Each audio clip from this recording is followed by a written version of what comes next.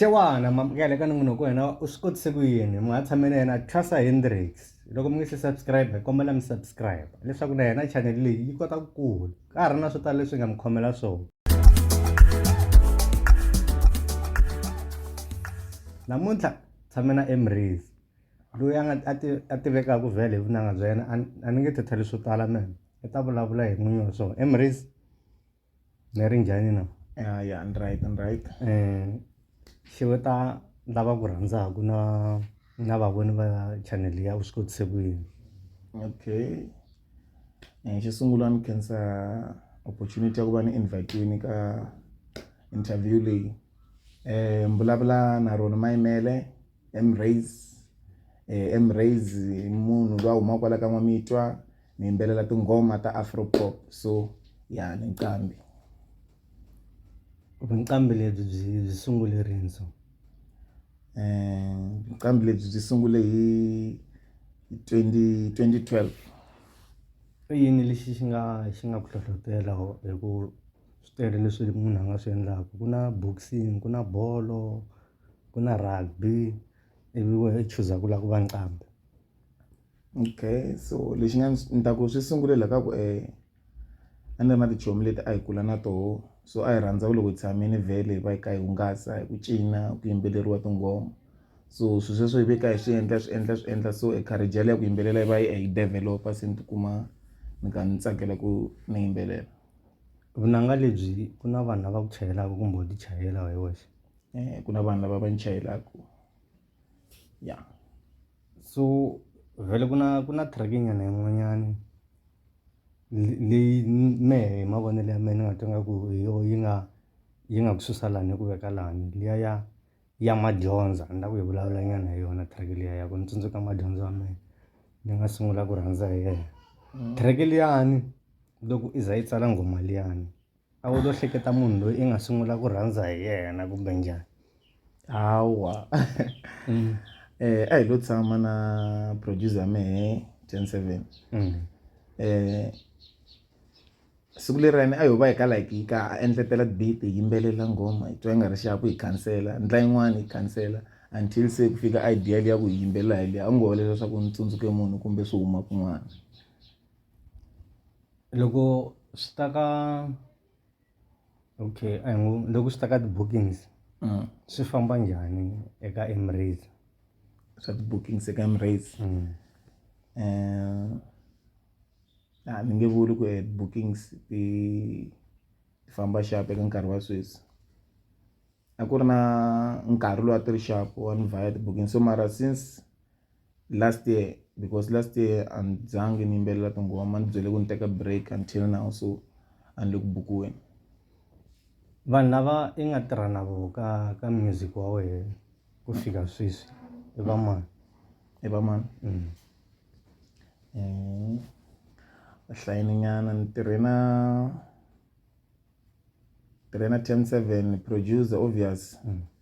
Tirha na Lily Crash Crazy, tirha na Something Else, 23 Kuchi, Malambane, Cool B, MC Style. Ya va hlayini nyana lava hi lava ni va tsundzukaka mara va hlayini nyana vo. So loko swi ta ekaya timhaka leti ta music va ti teka njhani? Va sapota kumbe a swi va khomi kahle ku vhele ndzeni ku na ti-interview to tala ni nga ti vona ka ti-artist vo tala va vula leswaku support a va yi kumi kusuka kaya, va yi kuma a handle. Se wehe swi njhani support kusuka ekaya?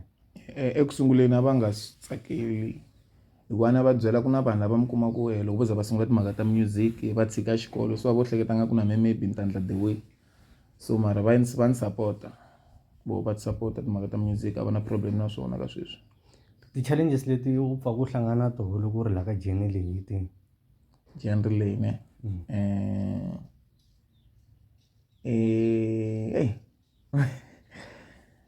i ku industry ya music sometimes ni hlangana na ti-challenge ta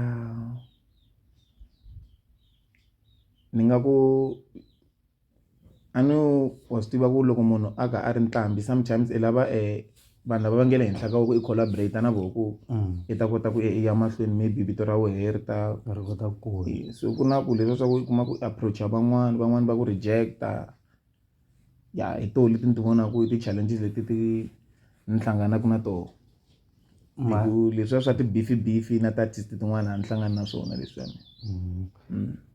So u lava ku tiyimela until kumbe wa swi lava ku ka rin'wana ra masiku u nga tikuma u kume munhu loyi a nga ku manejaku kumbe ku pfuna eka music wa wena leswaku u kota ku fika kule?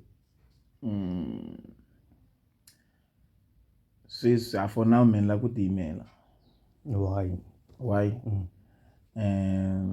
Ni vona ingaku artist ta masiku lama ta swi kota ku ti famba ti ya kule kumbe ti kuma ti ri big ti kha ti tiyimela swa ha fana khale ku munhu a nga need manager ene vanhu loko va na ti-manager va hlangana na swikandla swo tala swa ku va yuziwa van'we va robiwa swilo so ni va na ta hambana na path yaleyo na ku tiyimela.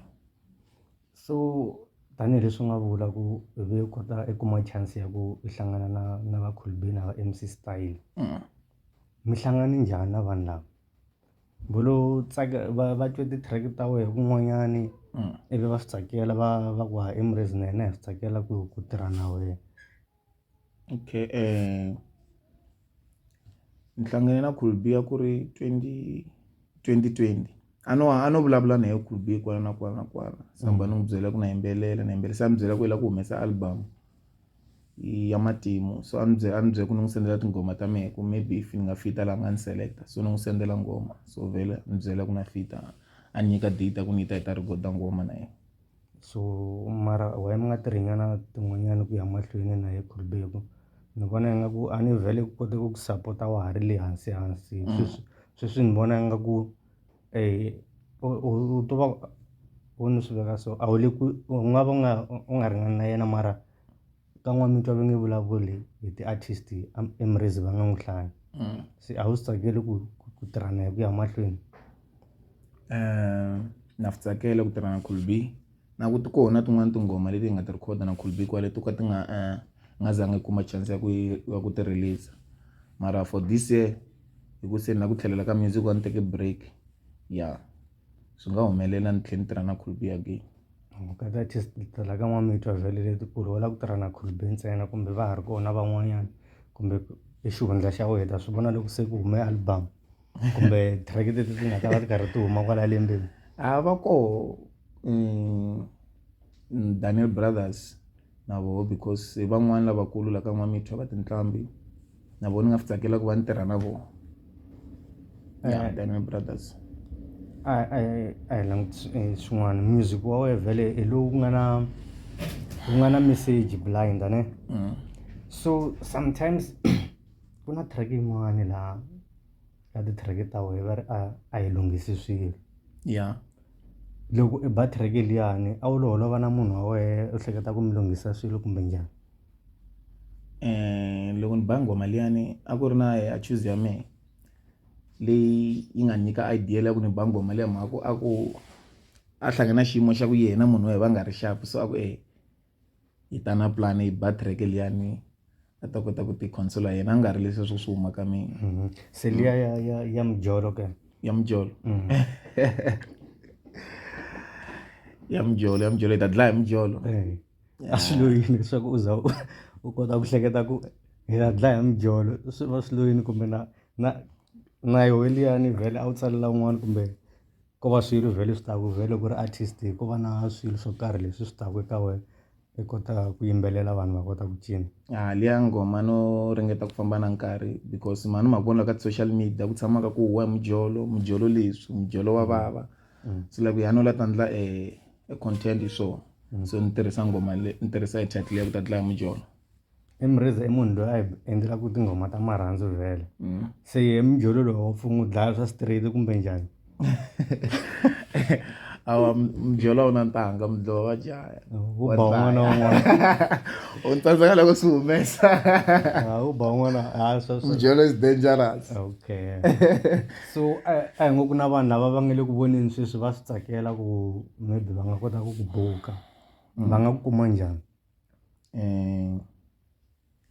va nga ni kuma eka social media ta mehe, va nga ni kuma ka sweswi ni le ka Facebook, WhatsApp kumbe email ya mehe. Then ka Facebook i page ra tsariwa ku Emraise, ku lo vekiwa mehe kwalani full picture. So ka WhatsApp va nga ni text hi number ra mehe ya 082 260 2122. Yeah. u ti vona if i lave ku fikelela ku ya kwini eka malembe lama taku a na vhele ku vurini ku last year u lo teka break se kusuka sweswi ku ya mahlweni i lava ku vona music wa Emraise kumbe vito Emraise ri tikuma ri kule ku fika kwini? Ni lava vito ra Emraise ri kula, music wa wu kula wu tikuma ka wu chayiwa ka ti-radio station, bookings, ni xavisa online music ya ni va ni kha ni tiveka na mehe ni kota ku ya. A ngo ku na swin'wana vhele wa swi lava ku swi vulavula vhele nge se za hi pfala lani ku nga va ku ri yini so? Like mayelana na yini so? Swin'wana na swin'wana leswi maybe u nga va u lava ku byela vaseketeri va wena ku sweswi se u vuye hi yin'wanyana xangu kumbe hi matimba man'wana va ku sapota ku ya mahlweni, swin'wana na swin'wana leswi i lavaka ku byela vaseketeri va wena.